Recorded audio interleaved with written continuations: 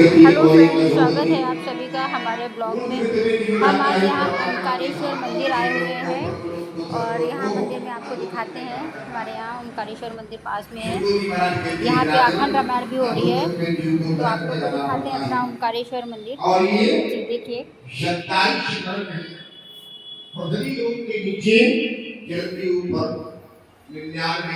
दूरी पर स्थित है और इस शरीर के अंदर दो शरीर और हैं। इस शरीर का नाम है स्थूल शरीर और इसके अंदर एक कभी कभी कमरे में एसी में सो रहे और सपना देख रहे हैं कि सिर में हमारी चल लिया है। ये देखिए राधा कृष्ण और हमारे यहाँ नव्या जो है ना पूजा कर रही। देखो राधा कृष्ण जी की देख रहे हैं, आपको दिखाएं ये मुरली वाली।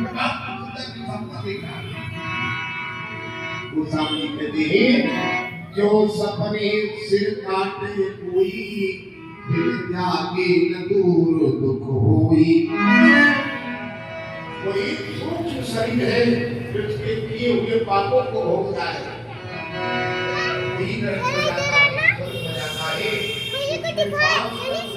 जल अग्नि वायु अग्नि आकाश नहीं होता, पर वो चित्त अहंकार और पांच तन्मात्राएं होती हैं। दूसरे के धन को हरण करता है, तुझे ताबूत नामक धन की प्राप्ति होती है। कोई दुर्गति का साधन नहीं है, जगाने का मानव जीवन की फल करना का साधन है।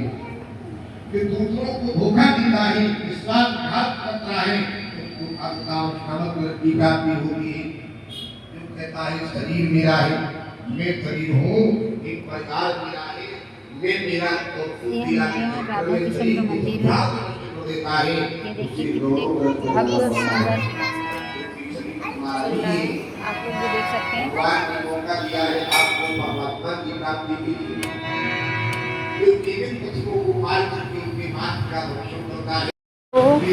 को हम दिखाते हैं, देखिए जरा।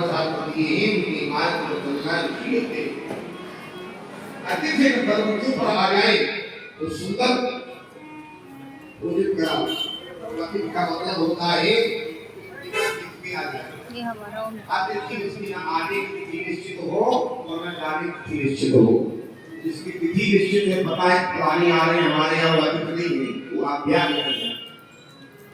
अतिथि का मतलब है जो बिना बुलाई, बिना समय के, बिना सूचना के आते।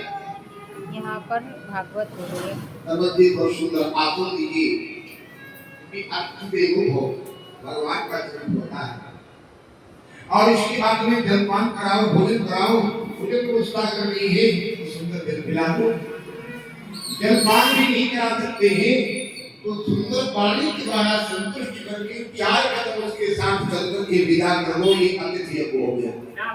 नहीं नहीं नहीं नहीं नहीं, भूत का मतलब भूत अभी जल नहीं चढ़ाना, का जीव भोजन की अभी जल नहीं चढ़ाया जाएगा। माता बहनें भोजन बनाती है ना,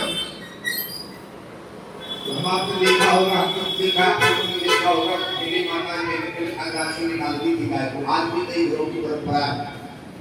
अब कई जनरेशन में क्या होता है, अग्रासन गाय की अग्र भोजन पर जीवन का पाप और ताप रहता है। अग्रासन आप निकाल देते हैं ना, तो गाय आपके कुल की, परिवार की अन्न अग्रासन के माध्यम से आपका शोक, ताप और पाप हर लेती है। ये हमारे ओंकारेश्वर मंदिर है, ओंकारेश्वर मंदिर का एक दरबार है।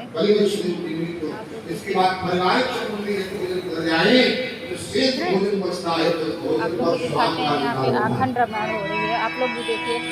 स्वाद का अधिकार होता है, काल कौवे का अधिकार होता है। ये भूत यज्ञ हो गया, चींटी, पिपील का, चिड़िया इत्यादि को खिलाना ये भूत यज्ञ है। क्योंकि मानव शरीर से प्रत्येक जीव आधार रखते हैं। ये शरीर मेरे लिए कुछ करेगा, इस शरीर के अंग अंग पर देवताओं का राज्य है। ये पंडित जी अखंड रामायण कर रहे हैं, पितृ पूर्वज भी आता हमारी करते माताएं हैं, बहनें, ऋषि मुनि भी आता करते हैं, गाय बच्ची भी आता करते चाचा, हैं। सभी लोग आए। अब 5वां पितृ यज्ञ है। प्रत्येक अमावस्या के दिन सुंदर थाल भोजन बना करके पिंडदान करके श्राद्ध कर्म करके फिर प्रेम करना चाहिए। एक अमावस्या को लिखा हुआ है। इस परिवार में पितृ दोष है, इस परिवार में अकाल मृत्यु हुई हो तो अवश्य करना चाहिए। पितृ दोष का मतलब होता है, और आज के भविष्य में देख रहा हूँ कि 99% लोगों के घर में पितृ दोष है।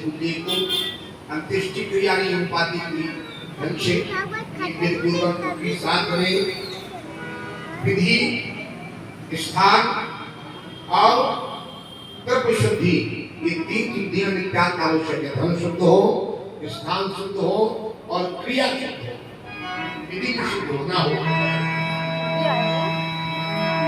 अमावस्या के दिन सुंदर थाल में भोजन बनाएं, दही शहद मिठाई रख करके एक थाल पकवान भोजन गाय बोले जाए, ब्राह्मणों को खिलाएं और पिंडदान करें। और पिंड में काला तिल जौ का आटा रख करके अपने पितरों के निमित्त दे दें और प्रार्थना करें कि आज हमारे जीवन में आप कृपा करें, आप हमारी अतिथि रूपी अमावस्या तिथि के दिन पूर्वजों का पितरों का निवास उस दही पर होता है जहाँ उसके कुल के अंश निवास करते हैं।